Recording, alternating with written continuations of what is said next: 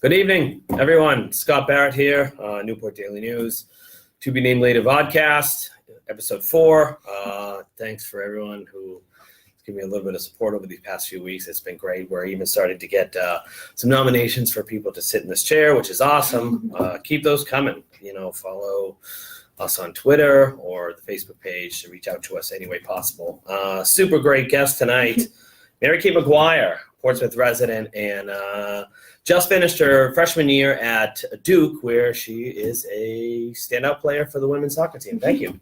Yeah, thank you for having me. I'm really excited to be here. All right, so you just finished your freshman year.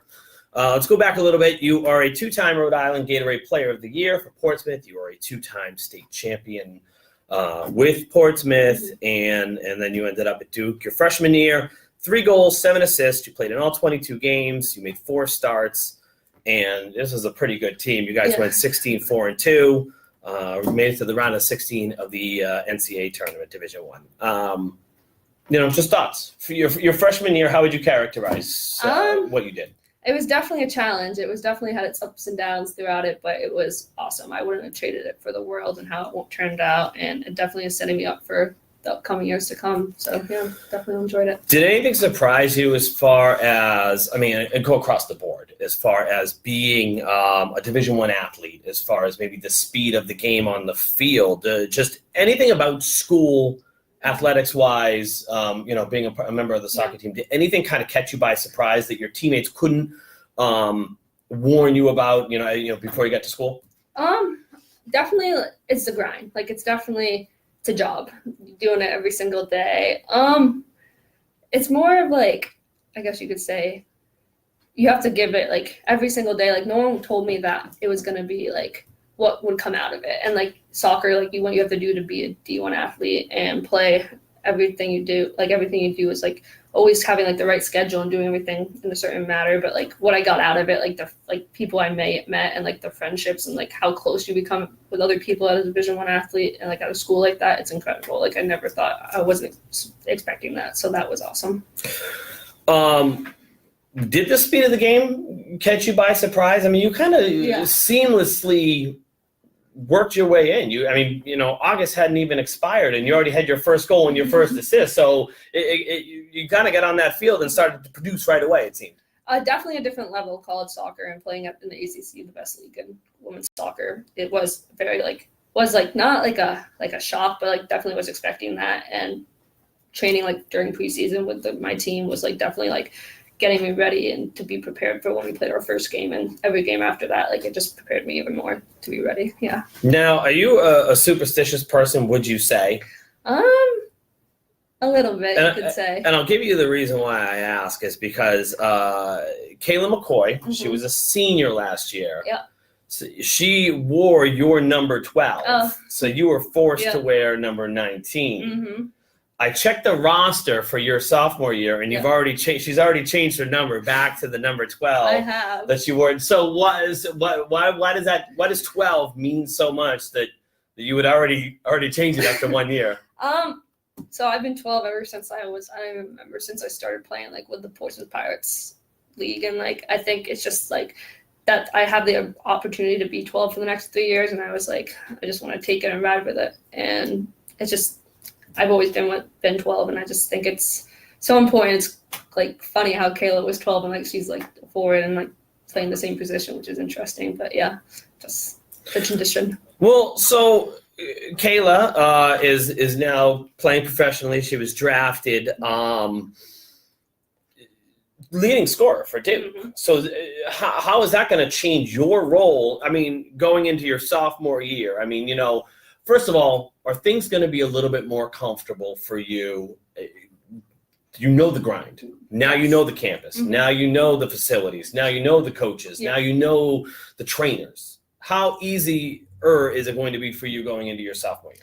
Definitely a lot easier. Definitely not as nerve-wracking. Of course, going in we'll always have the jitters and the butterflies, but definitely a lot easier transition and a lot smoother. And just knowing what I'm supposed to expect and what I'm supposed to do definitely makes it a lot easier. And with Kayla being gone, has coach said anything to you about your expanded role? Is this going to be any more expectations that you put on yourself to produce more? Always an expectation.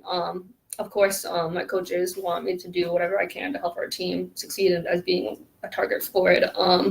Yeah, definitely on myself wanting to take over that role and be the best I can be to try to take over Kayla's position and do whatever I can to achieve that. All right, your father is Matt McGuire. He is the longtime high school baseball coach around here. Currently at Portsmouth, was at Tiverton, was at Portsmouth before that. I actually had a game today. Well done, Coach. 5-0 win. So did you grow up playing baseball? Did Dad try to say, hey, look, baseball, softball is kind of the way to go? Surprisingly, no. He never ever encouraged it. It was always about soccer and like basketball. But when I was, I think, in 6th grade, I wanted to play softball. So for a spring season, I played it, and then that was it. Why did it not go so well? Just too slow, I think, for my pace. That's fair. That's fair. So your brothers, I know Tim is one of them. Yep. I mean, and how many do you have? 3? I have 3 siblings. Yeah, 3 and they're all brothers, right? No, I have 1 little sister. So you have 2 brothers and 1 sister. Yeah. And you're 1 older brother and 1 younger brother. Yeah. Right. Okay. So are you guys all athletes? Because your brothers are baseball guys. Yes. Yeah. So my older brother played baseball in high school. Timmy's playing right now. Right now. Yep. And then I have a little sister who plays soccer and basketball. Right. Yeah. So the girls play soccer and the boys. So yep. How good is your sister? Are we going to see another McGuire Gatorade Player of the Year coming through? Hopefully, we'll see. She's definitely still young. She's only 12, so she's still coming up, but definitely playing out of Boston now with some club teams and doing that. So definitely works at it. Definitely could see something.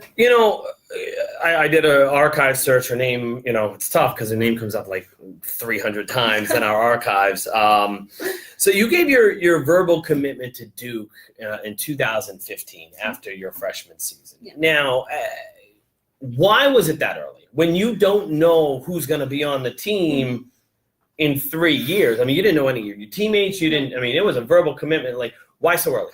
So with youth soccer and women's or girls youth soccer, it's how the system's working now. It's crazy, but today, like, girls are committing freshman and sophomore year of high school just to make sure, like, coaches, it's just how the system works with going to like tournaments and stuff. Coaches come watch and they secure their girls early. So it's how the system works. I think it's crazy, but that's just how it goes. Right. I mean, you don't want to be left behind. Yeah. Either way.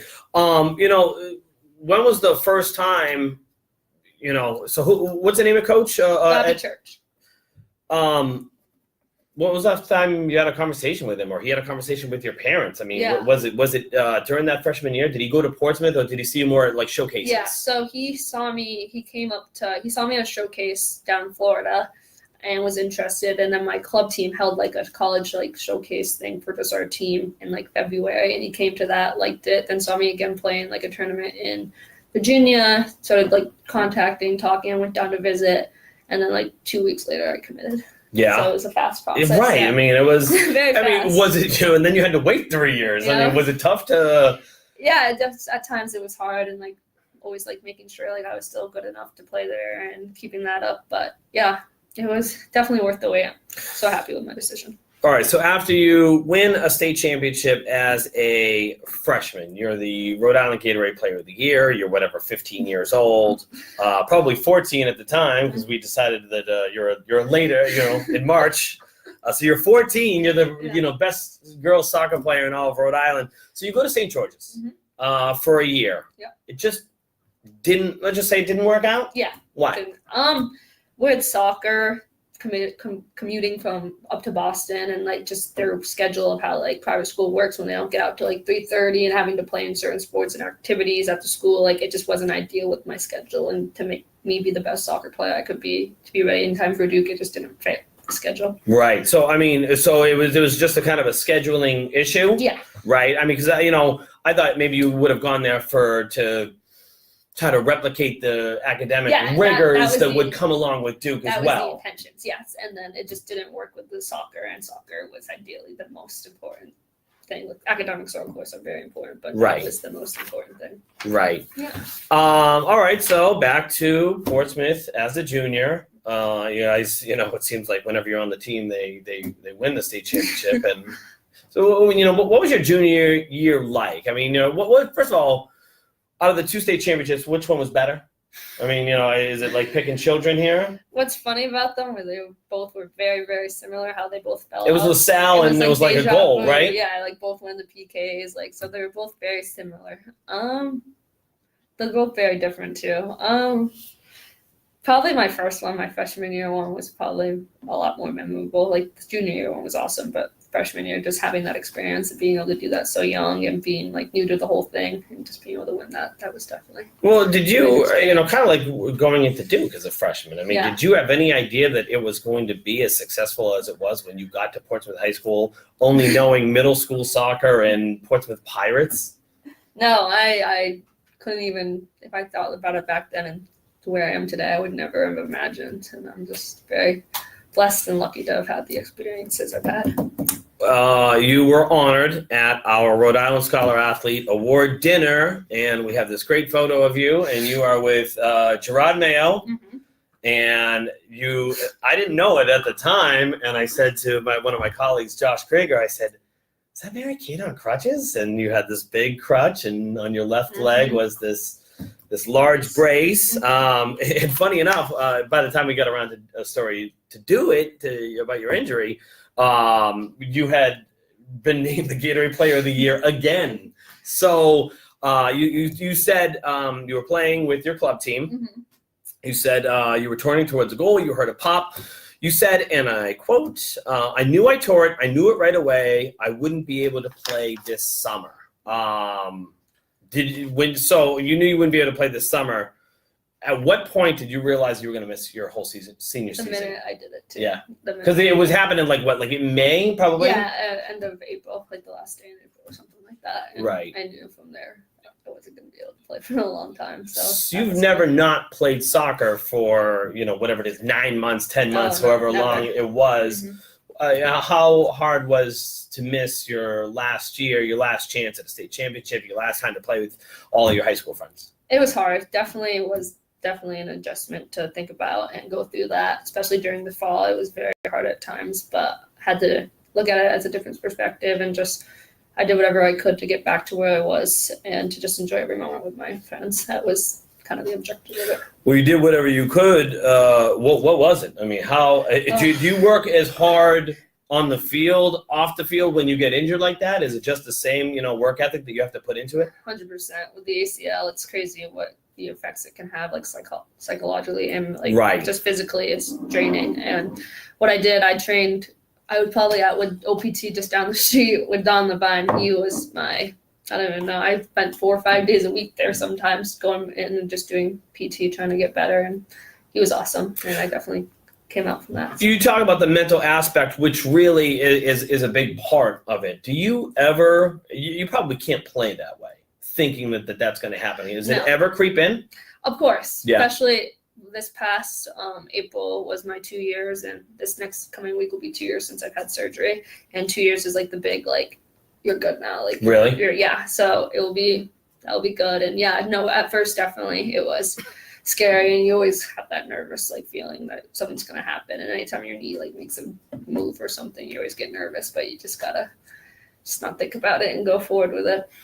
Now she has 2 jobs this summer, and she's also training twice a week up in Boston. Of course, she's always training. But the Women's World Cup kind of kicks off. I mean, are you too busy, or do you watch? I will watch, definitely. Now that I have, I'll watch the U.S. and then Kayla McCoy is actually playing in the World Cup this summer with Jamaica. No way. Yeah, so she'll be there, and so that'll be really awesome to be able to watch her. And then there's another Rebecca Quinn from Canada. Right. I saw that on the Duke website today. Last year will be playing for Canada as well. So it's very cool to watch former people and people that I know play in the World Cup. So yeah.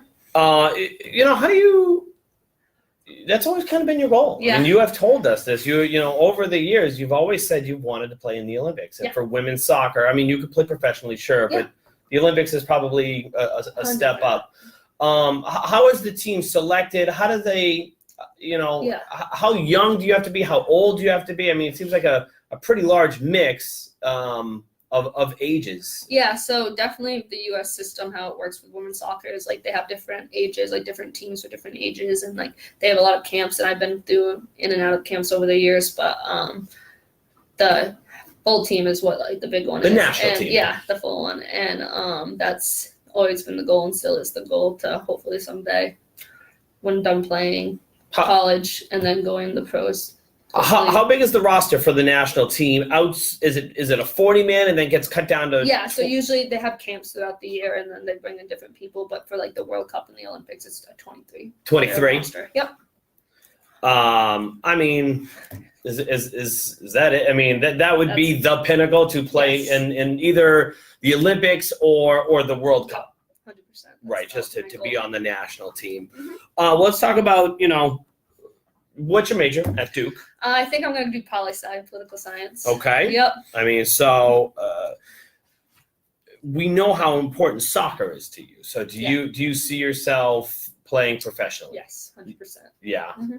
Now what is, I mean, can you, so obviously you see professional athletes, you see baseball players making $30 million. Yep. Women's soccer player are not making $30 million No. a year. Is it just one of those things where I'm going to do this as long as I can? Is there a pay scale where the top players, are earning, I don't, and you throw a ballpark at me. I have nothing. I have no idea. So right now, over here in the NWSL, Yep.